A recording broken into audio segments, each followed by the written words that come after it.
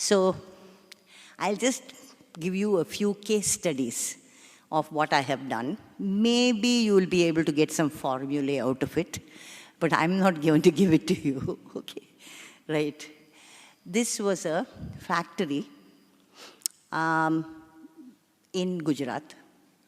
And as you all know, and I'm talking about the 90s, when the frightening aspect of the Vastu people was much higher than it is today. Today, at least, there are other rational and reasonable voices that you can hear. In the 90s, there were no voices. And I was the only one screaming at the top of my head. And nobody was listening to me. So people were just frightening people silly. So this was a very, very powerful and wealthy group in Gujarat who were making, who were generating electricity from various sources.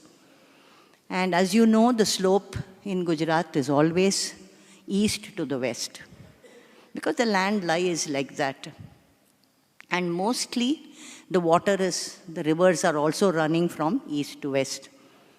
And this particular property, this is in Bhuj. And Bhuj is actually, unlike Ahmedabad, it's a very green and very lush part of Gujarat. This is on the banks of the Narmada. And the factory had, at huge expense, I'm not talking about 10 lakhs, 20 lakhs, I'm talking about 150 crores.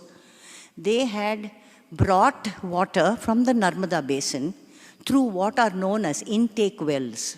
They create a well, and then they have these huge water pipes. They take the water 5-6 kilometers to the factory and feeds it to the, obviously, the highest point of the factory. Logically, you put the water on the highest point and then gravity flow it to the rest of the property. And their highest point was the southeast, right? And then the property was sloping towards the northwest. And at the northwest corner was the Nala, where the rainwater catchment was coming in. All the waters were flowing that side. This was the natural declivity of the land. And we are talking about 15, 20 acres of the land.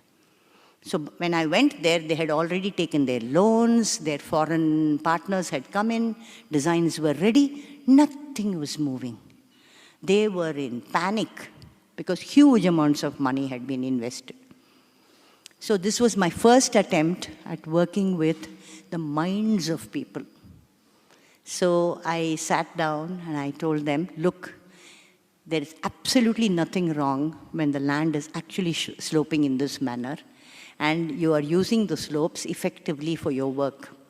All you need to do is to energize the space. So I got them to do a small puja in the Brahmasthana of that factory. I asked them to get a Garbhanyasa ritual done. Garbhanyasa is to energize the space. And it's usually done for anything that has become stagnant. It can be a building, it can be a town, it can be a temple, it can be a village. So I got them to do that. And then I explained to them that they were converting the water into steam. And they also had other energy sources, all mostly in the eastern side. And all of them were going to be converted into energy, which was going to move the turbines, and then they were going to take it into the grid. I just told them, your water here is a source of energy. It is steam. They started moving. I didn't have to do anything.